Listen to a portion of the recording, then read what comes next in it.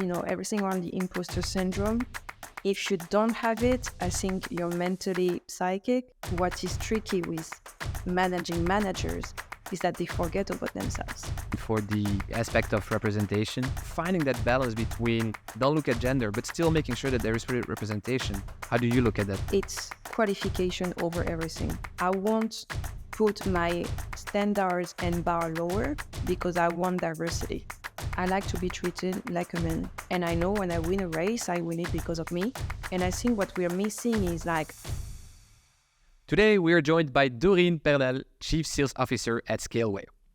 In our conversation with Doreen, we zoomed in on two separate discussions, but both incredibly important to reflect on. First, Doreen's giving us the lowdown on handling different types of teams, right? From ICs, individual contributors, to managers, and what she looks for in her team leaders. Plus, she's also got some great tips on making sure there's always strong business continuity in case you would ever have to be absent or leave the company. And then next, we're also going to talk about being a woman in the world of sales leadership. Doreen's faced her fair share of challenges, and she's got some stories to tell.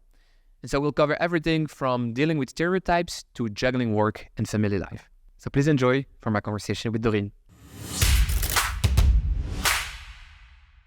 Hi there. Are you identifying anonymous companies visiting your website and automatically sending them to your CRM for sales team to convert? If not, you may want to check out Dealfront. It is Europe's leading go-to-market platform. With Dealfront, you can discover exactly what your website visitors are looking for and engage with the right leads at the right time with a message that captures their interest. By the way, they are already serving more than 10,000 clients across 27 European countries.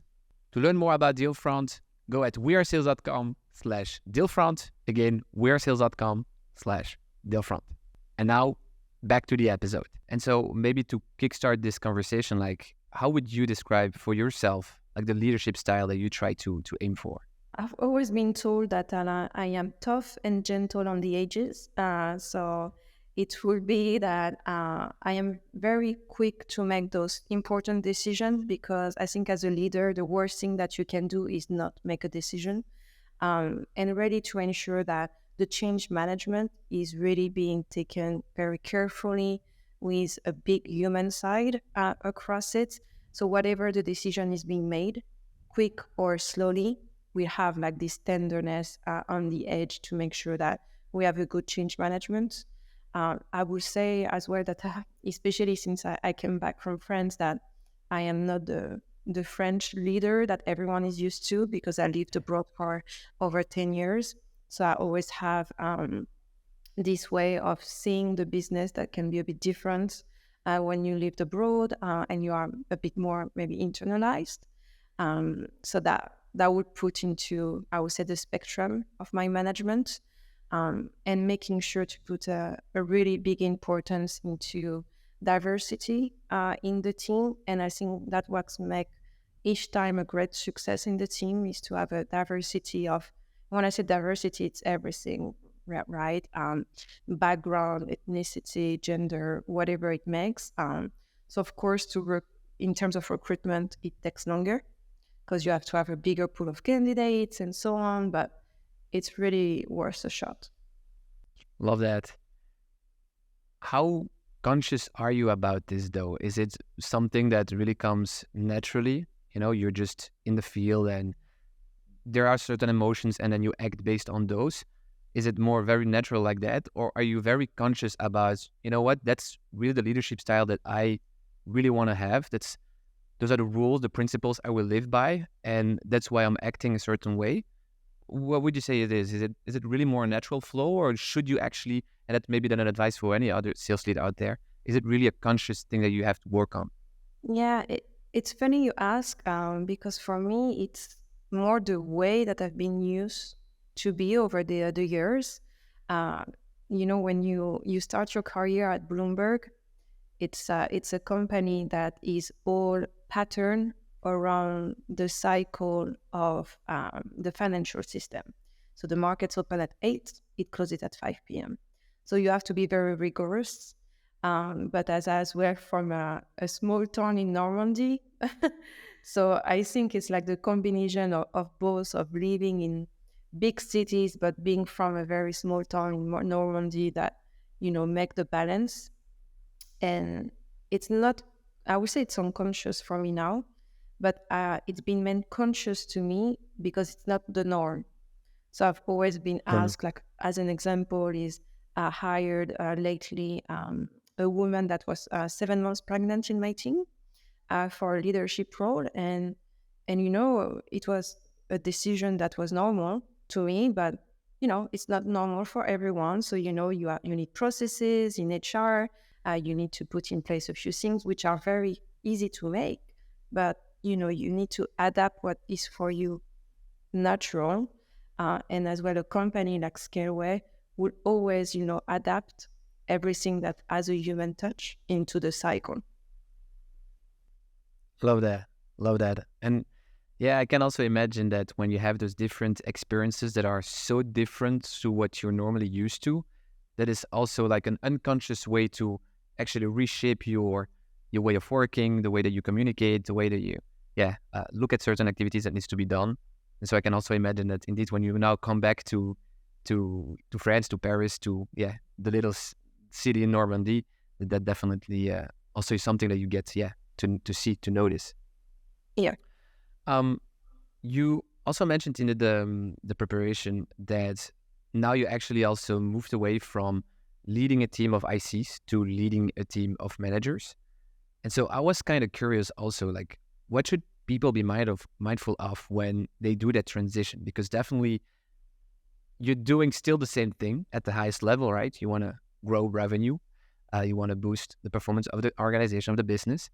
But still you are working on another type of lever, if I can say it like that. And so when it comes to really leading a team of managers versus ICs, what would you say is different? It's really different in the sense that you are leading leaders.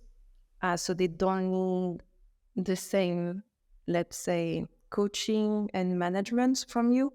I've done that now for the past 4 years. And the big changes, I would say, is normally I love to, being on here for the team to coach them and say, hey, what do you need from me? Where do you need that? What roadmap do you see for yourself? And it's true that with leaders, they will see the roadmap for their team.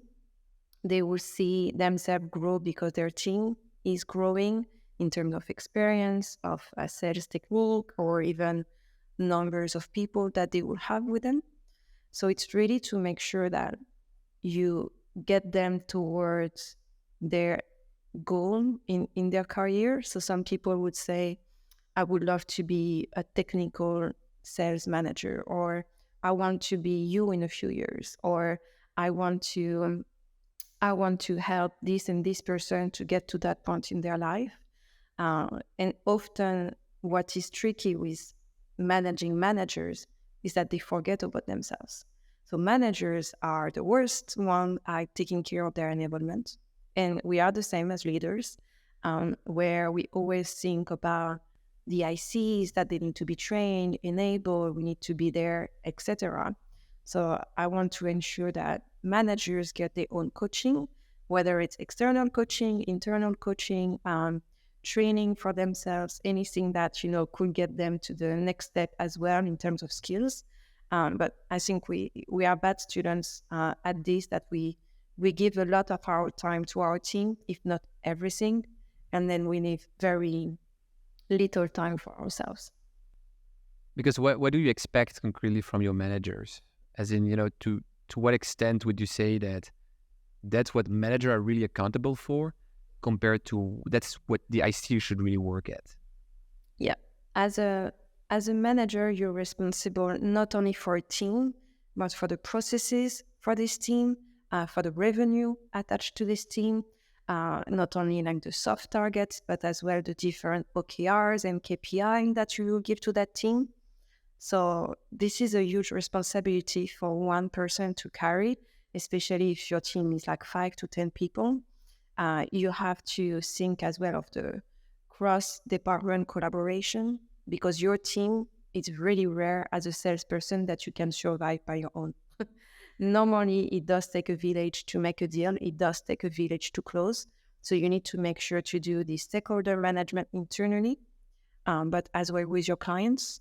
So I would say that as a manager, you have to be very mindful and open to all of this in your calendar, because you don't have more than 24 hours within your day. You have to sleep, you have to have a personal life, you have to work. So really to balance all of this out is really important. And as an IC, if you're an IC not wanting to go into management, really focus on your IC achievement. You know your goal, your impact, and how you're going to grow yourself out. And I know some account executives that do not want to be in management. They just enjoy closing, they enjoy their day-to-day, being with the clients all day long, and that's what they're made for. And that's something that I always say, is that management is not for everyone. We have this in France that after a certain age, you are supposed to be a manager. And sometimes people are given a management title because they are the most senior in terms of tenure or age. And you're like, no, not everyone is made for that. Not everyone wants it. I know some people like with 20-year plus experience, it gets really sick in their belly to think they're going to be taking care of a team and other human being in their career. They prefer to be accountable for themselves, their numbers. So when choosing a manager, I choose a manager that wants to be a manager. I will never push someone into that role if they're not attracted and excited to help other close or other make their pipeline, whatever the role is. I think that's really important. And is it to you important that a manager has then that sales experience as well? Because I understand that not every salesperson needs to be a manager, but does every manager also needs to be a good salesperson? I would say in some extent, yes, because I do believe that you have to lead by example. So I'm not saying that you will, for example, never be an, I don't know, BDR or outbound manager if you've never been business developer yourself. But if you want to be leading that team, you better take your phone and do cold calling with the team and show me you can do it. I think everything can be learned. You can teach and you can learn anything, especially now with YouTube and whatever you can do online. I think we can learn anything from ourselves, but you need to really want it. And some stuff comes from experience. I think the stress of closing a deal and getting through the sales cycle is important, but I've hired some AEs in the team that never closed before, but were very much involved into the sales cycle. They just never did the signature and the end negotiation. But that can be, again, that can be taught by someone. And as a manager, it's the same thing. Sometimes I get people that had some management experience because they led a basketball team or they were the elder person in their family and they cared for 5 brothers and sisters and they have something in them. It's just they don't know the HR processes and they don't know a few things that they need to be taught. So I think it's where you want to invest depends. No, I think that's a good remark indeed. And I think, as you said, like leading by example, like, and at the end, as a manager, you're very often also involved in the sales cycle still. Like you said, you need a village to get the deal around. I guess that more often than not, the sales manager is still also involved, especially in the bigger deals. Yes.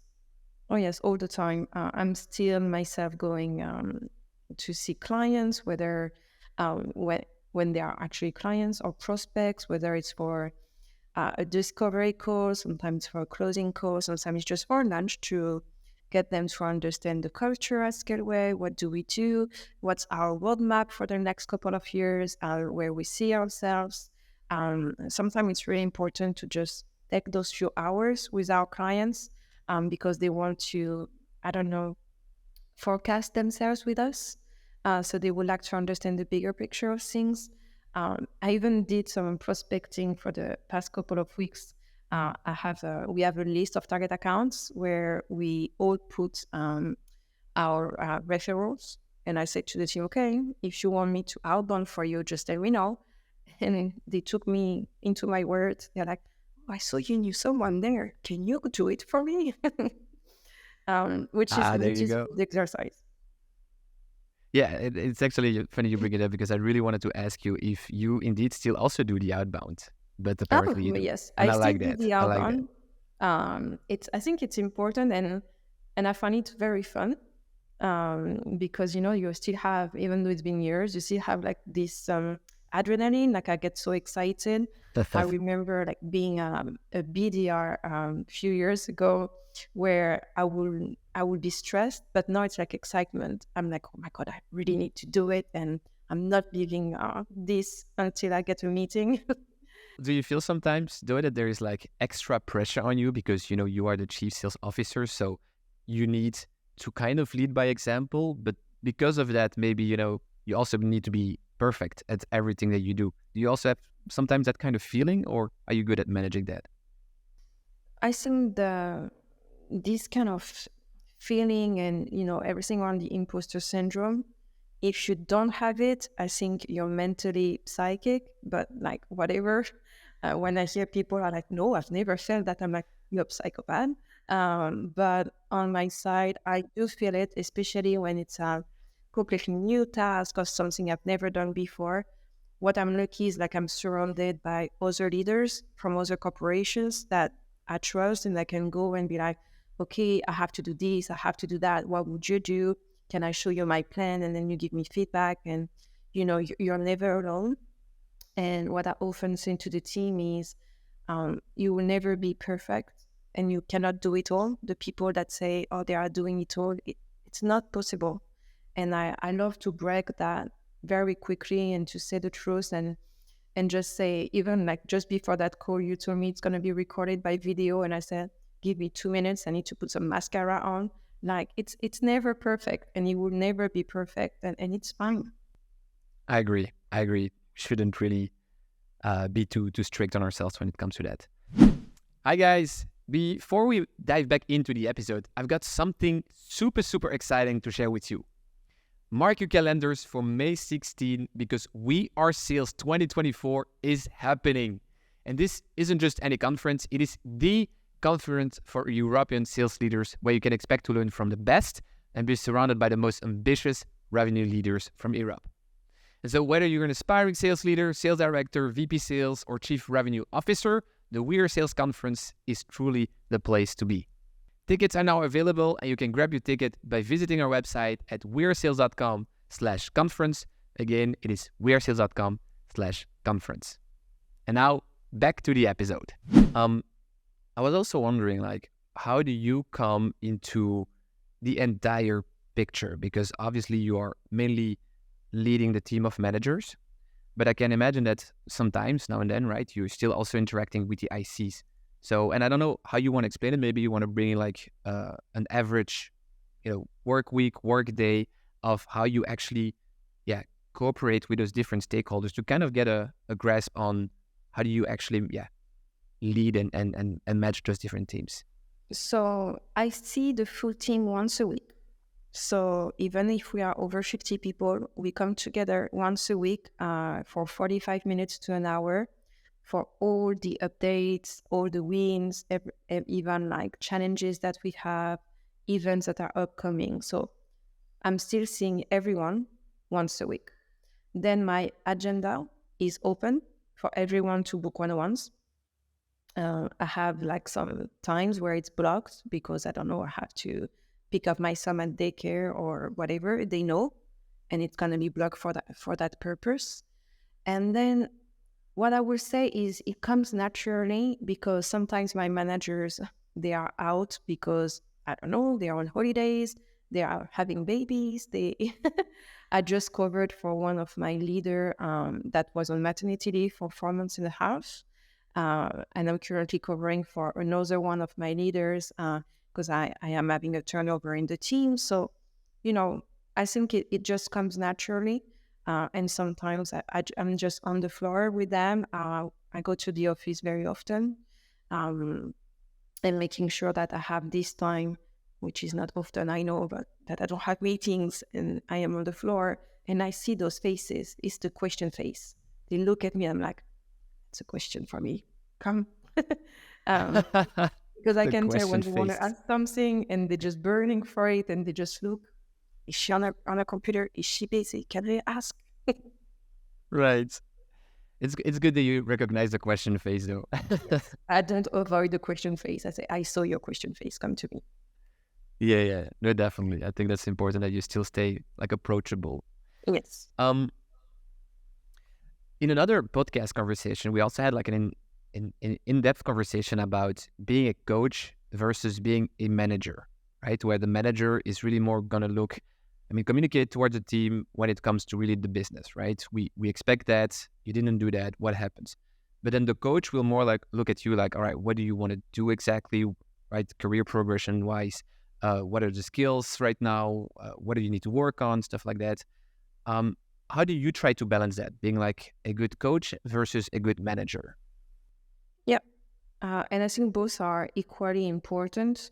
The manager is there for the business to be run, making sure that you have like a business continuity plan in place, that all the approvals are done, that Salesforce hygiene is respected, kind of the tasks that are written in the job desk, where you have like all those experience in, I've done that.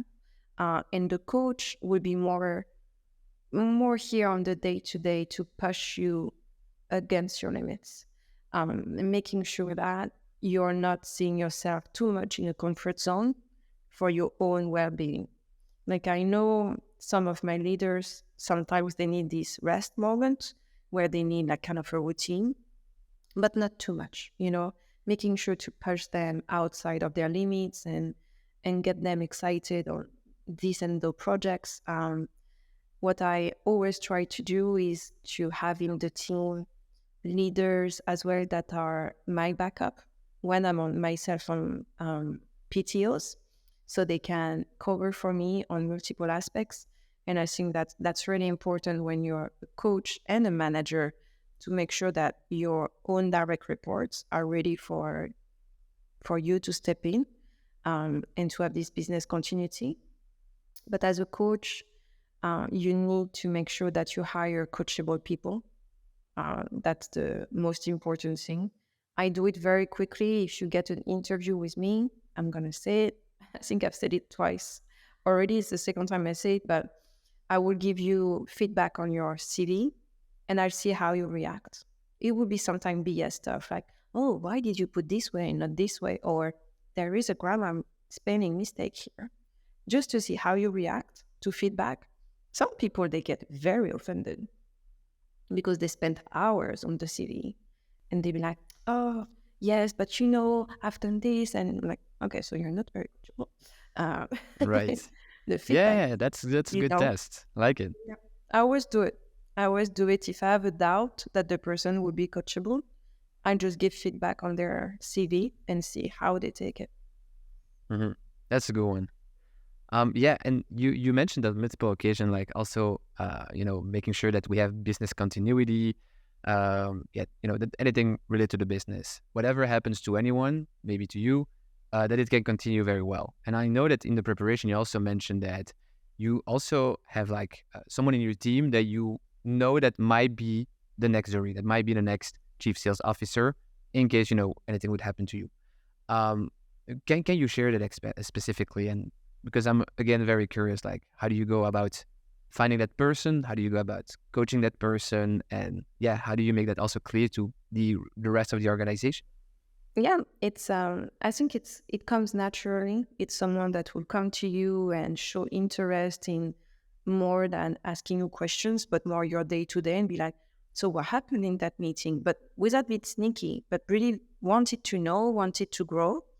And then week after week is like telling him what's happening, what are the updates, what's going on, and giving him as well the room to grow and delegating more and more to that person, in the sense that he won't be overloaded with work, but really the things where it naturally now is in his role. So we make his role grow in a certain way. But as well, it's been a few times that I've been on PTO that everyone knows that he's going to come to cover for me, that he's the person to be asking those questions. And I think that's really important. And what I say to him is like, be better than me, do stuff that I've never done. Because the first time he was like, so what's your template? How you do it? Give me your prep. I'm like, no, do better than me. Like, impress them. Like, go over the top. I want to look bad when you go there. Which I think it's even better because they know what to expect. And it's different styles. The last thing I want is for him to be like me, but it's more for him to grow to a role like the one I have. And it's important, it's very reassuring for a business to know that it's not only on one person, because the department is quite big. And you want to make sure that it's not only one person that can do the job, but one person plus another one that knows 75%, because it's always an iceberg kind of things, like you can't share it all. But it's really important, and I think that's how you have as well this kind of long-term relationship with people, and even for me, having this trust relationship, and I don't feel alone. You know, you told me before, like, don't you feel like this pressure of perfection or whatever?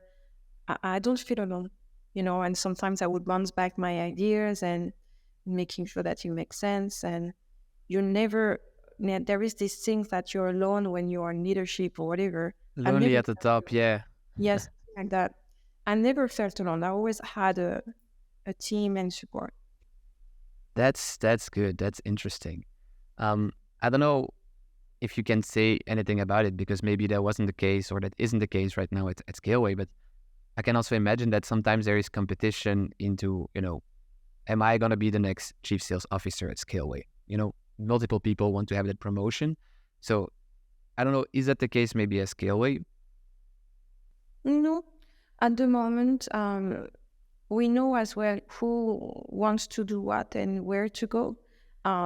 Some managers are new, some are really happy in their roles. So I don't have like this competition, but I used to have it at that time, where I had multiple managers that wanted my role when I left. And then it becomes a friendly competition. And I would say that you never have a perfect story, but you always have a choice to be made. At the end, no one can replace to the same way the person that left. Like, it will always be different. But what you want is the results to be ongoing, and the leadership style will change, the way of leading will change, that's for sure. But when I left, I had 3 people that were ready to take the role. And yeah, it was a good competition for all. But it depends company. Because how do you try to prepare then the do you just treat them all equally? I suppose it's something that you would do, and then just the better wins. I mean, it's I just mean like in terms of you transmitting everything that you know, everything that you do, trying to incorporate someone in you day to day already to prepare him or her. Is it you just do that with all of them so that they have that equal advantage and preparation for the role? I think it came, I would say, one by one, because the team of my manager grew, and I hired people that wanted to grow into my role. So at first it was one, and then a year later it was another one, and then 6 months after that it was another one. So I think you want to be fair, but the person with the most experience and the more years be on your side will have the most exposure, because he would have backed you up for many years. And it's lazy, but people remember what's easy for them. So they will say, oh yeah, it used to be that person. Yes, that person. Even if I say this time around for my PTO is ABC covering for me, they'll be like, you know, a year ago it was that person. So that person was easy for me. So yeah, right. You want to know be the fair, person already. It's just the way it is. No, definitely. I get that. Hey there! Are you letting your marketing and sales teams leverage the power of deep data?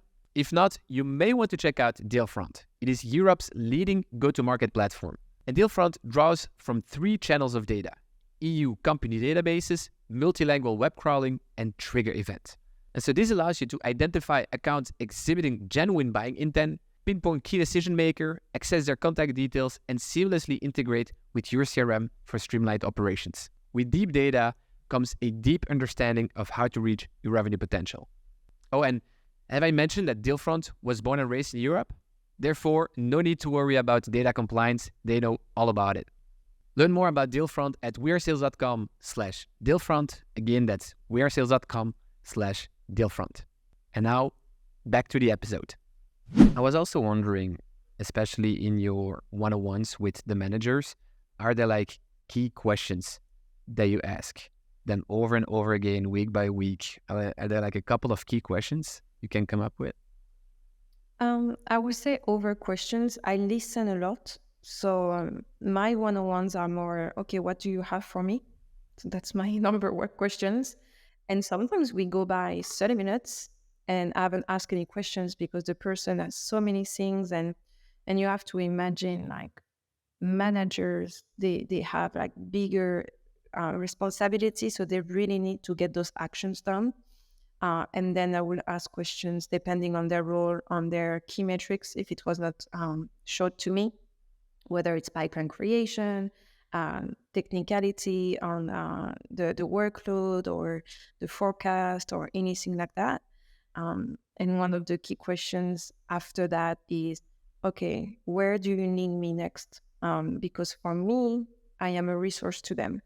So whether they need me on a call, whether they need an approval, whether they need budget, wanted to make sure that our one-on-ones are a bit of this kind of negotiation for them, because it's easier to ask for something in one-on-ones than on Slack, So I would do that. That makes sense. Otherwise, I don't use templates or this kind of stuff for managers. It can be seen sometimes at macro-managing. I let them really to enjoy having a one-on-one that they are not leading, because they've been leading maybe 7 or 8 one-on-ones in the week. So it's more one-on-ones where, they can speak, they can ask stuff, they can be a bit more, relaxed. It's a time for them sometimes to just vent, about the week, about what happened.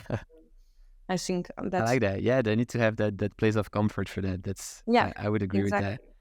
It's a responsibility to be leaders and seem perfect and everything is fine. So sometimes just be like, can I just tell you something? Like,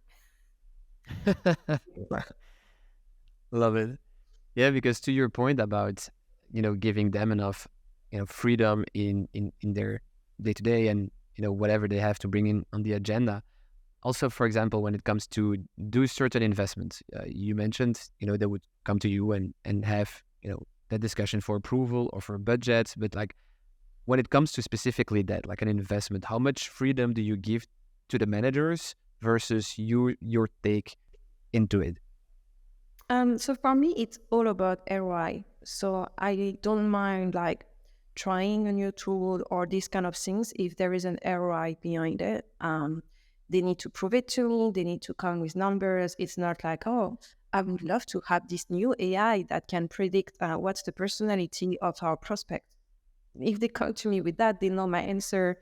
My answer would be, okay, does it work? Have you tried it? How many calls did you have from it? Like, it'll come this way, or I'll ask really to make sure if it brings money, we'll find a way to give you the needs. Or sometimes they will come and ask for a competition they want to run, like these kind of things to play around gamification in the sales team, whether it's for AEs or other teams. They just know me by now, the way that they come and negotiate. And I'm sure they know my soft spot, so they kind of know how to manipulate me more.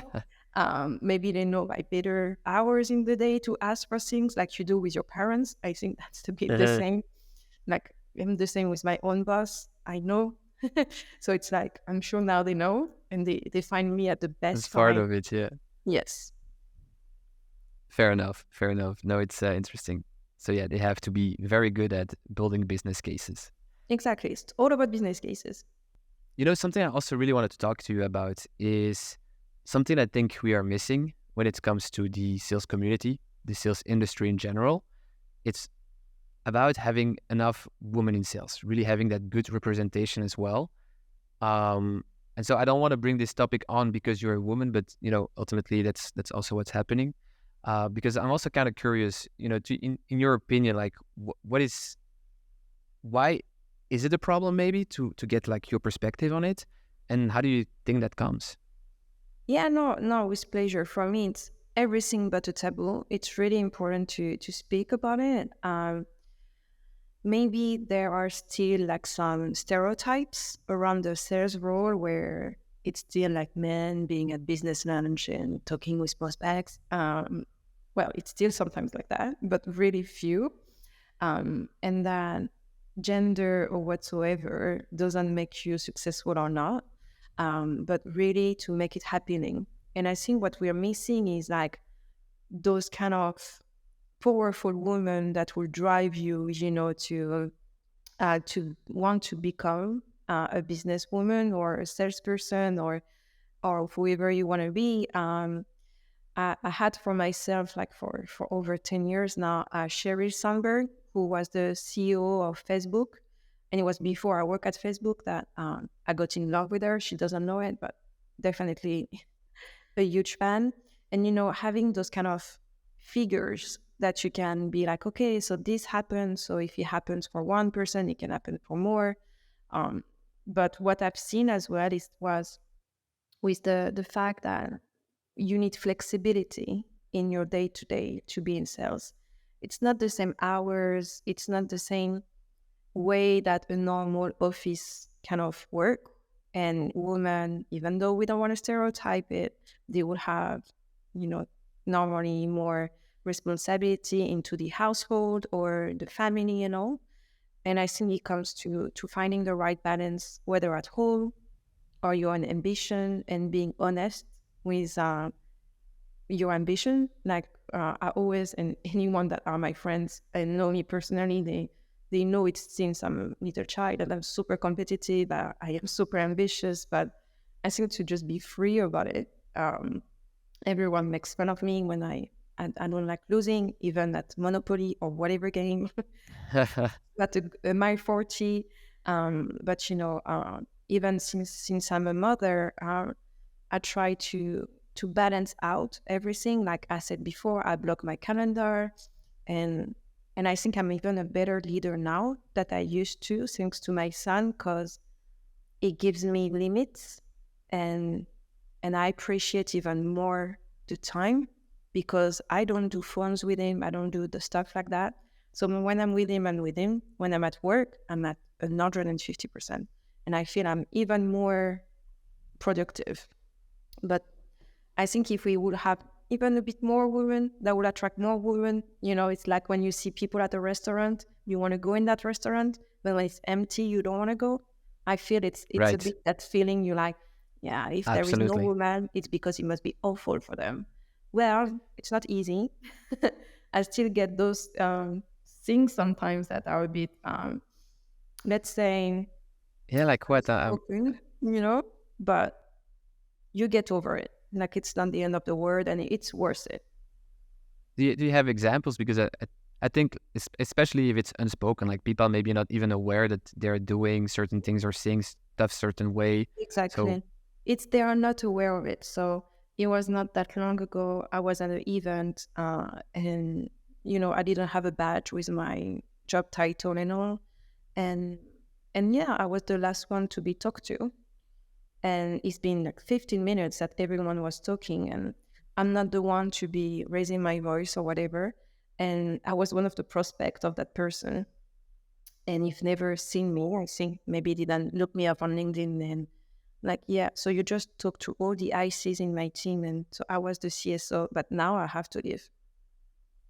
And then he went on, he looked me up on LinkedIn, and then he sent me a message like, I'm so sorry, I didn't see you were here.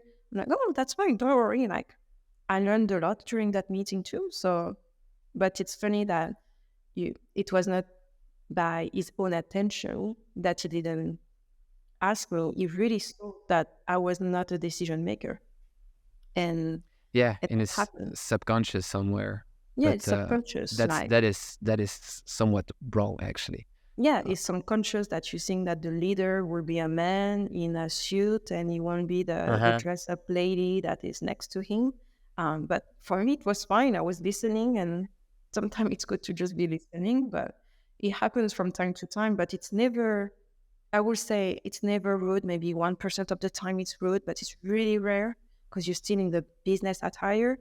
But it would just be unspoken stuff like that. No, and I completely get you there. I think that's also like one of our biggest responsibility in that challenge, to make sure that there is like good representation. Like you mentioned, if you have like an empty restaurant, you don't want to eat there. If it's full, of course, you want to at least check the menu, the prices. I think it's the same thing here. I see also good advancement in the, or at least that's my perception of it, in the US and the UK. I tend to see much more women entering sales and be very successful at it as well and getting the recognition. So I hope that that is an indication that that will also move towards, our region. But still, and I like how you brought it up, that there is also that assumption that, especially because, again, like you said yourself, you're also a mother, so I think it's super good to have like your perspective on it. But I think indeed, like in our culture, our region, I think the assumption is still there that if there is a baby, it's the mom that's going to take care of it in the first place. And of course, you have modern families, and dads can be there as well, and maybe it's the mom that's going to work and the dad is going to stay at home. But that's usually not what people assume, and that assumption is where it, yeah. But how? I mean, again, that's maybe then solved by having good representation and enough stories just like yours are in to share it with the world and to make it very visible that there is another way, especially in this day and age. There is a different way. Or are you thinking of other things that maybe also an advice to us, right, to the community, like what could we do as an extra to help sensibilization when it I comes to think that? it would be to try to not have those assumptions, which is not easy because they are like incorporated for many, many years. So it's like a natural thing, and no one is mean when they do it. But what I like is like when they will ask genuine questions like you are doing, and be like, oh, so tell me. And I say, well, I did take my maternity leave. I enjoyed it. I am every morning and night with my son. My team knows that if they want to see me for after work, I need time to prepare for it, even because I just enjoyed bedtime with my son. So it's myself that needs to make sure that when I go out, it needs to be 100% worth it.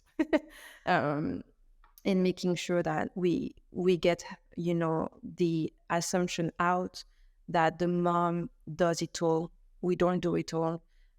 If I know some household, you have like single parents. I have the chance to not have that case, but I know some women who are single mother as well, and they do it. They find solutions. They make it work for themselves. It's harder. Maybe you cry more, but it's worth it. And I think at some point, what I really look forward to is for my son to understand later, to be like, also my dad and my mom were working, and it's very small, but when one of us is not here, whether it's my partner or myself, and be like, so daddy is making money, and now it's turn off mommy. So to make him understand like why we're not here, so he knows why one of the other is not here. It's not for fun or recreational, like, Mm. but it's very funny. Yeah, but I think it's interesting that you mentioned that, because indeed maybe it's something that will just take a couple of generations. So that's because, like, you are just doing it with the son, it is an education that you are also providing, and that will go further and further, and we will get better and better at that. So maybe it's also a question of time. Um, because to that point, I also see it in you. You kind of made it. I mean, of course, you're still very young and very early in your career, and so you can still accomplish like many, many, much more things. But still, you kind of did it, despite all these difficulties. So then I'm also wondering: is it just also the role of the woman that needs to really fight for it, or because maybe all men are also kind of fighting for it, if you understand what I mean? Like, is it just a willpower that needs to be there, or should we, yeah, like, or maybe what can women do when it comes to that specifically? I think it's being surrounded by people that will empower you. Like those leaders that will refer you to other leaders, making sure that you have your allies. And I'm very lucky with my own CEO right now that it doesn't care about all of this. For him, it's the work is done, this, that. Doesn't treat anyone differently, which I enjoy because he can be tough with me. He doesn't care. He can be super good with me. He's going to coach me. And I think that was matter. It's like, I like to be treated like a man. I don't like having like those difference in me. And I know when I win a race, I win it because of me. And this is what I enjoy the most. But of course, at the beginning, you have to fight harder and make yourself known for the good reasons. No need to speak louder, but the hard work, the numbers, they speak for themselves. Yeah. I also like what you mentioned there. You don't want to win you don't want to win something because you are a woman. That would be completely wrong. And because we also, again, for the aspect of representation, right? When it comes to the community, having speakers on the podcast, having speakers that come on stage at our conference, at our virtual events, like we are also always like thinking like, should we purely look at, the experience and the story that people can bring? And so don't look at gender at all. Or should we still make sure that there is somewhat of representation, right? That there is like enough women. Maybe there will be a little bit more men than women because that's how the industry is also skewed. But yeah, representation is still also important. So finding that balance between don't look at gender, but still making sure that there is representation, we find it like super, super difficult. So I don't know, how do you look at that, for example? What again would be your advice? It's qualification over everything. It's like when I hire, what I make sure is we have a good pool of candidates. But if 4 times out of 4 I get a man being the best, I don't care. I hire the guy. I won't put my standards and bar lower because I want diversity. This is the last thing I will do for a business. But if equal qualification, experience, and everything, I get diversity, that's another discussion. But I will never put my bar lower to get diversity. I think this is wrongful. And even for the person, is not the best way to get them into that promotion, role, or project. The person should be there for their hard work. And you don't want to do this counter effect of people that are not, into these, kind of brackets that are just, if I can say normal, I don't even know, but outside of diversity, you don't want them then to be in the bracket of being punished for being into the norm, and that would be very wrong, I think. Yeah, I love that. I'm also glad that you said that, because it kind of confirms like our approach and how we look at it. Doreen, I think we'll have to stop here. But first of all, thank you so much for coming here, sharing your experiences, and also talking about this subject, which it's not really taboo, but it's kind of a complex thing to navigate, in my opinion. So, thank you for your honest thoughts on the topic. Like, if people want to connect with you, or if they want to know more about Scaleway, or maybe you have like a certain call to action. I don't know if you're recruiting for certain roles. Like, where would you like to bring people to? Yes, we are recruiting for account executive, inside sales representative, pre-sales, solution architect, and many other roles. So definitely they can look me up on LinkedIn and share their interest and be happy to help. All right. Awesome. Well, Doreen, if there is like one last thought that you want to leave the audience with, what would that be? I think it will be to live outside of stereotypes and just, win the race. That's the most important thing. I like that. Doreen, again, thank you so much. Wish you nothing but the best, and see you next time. Thanks. Thank you, Dylan. That's it. We've once again reached the end of an episode. I just Really appreciate you all spending the time. If you like what you heard, don't forget to subscribe to the podcast. And until next week with a fresh new episode.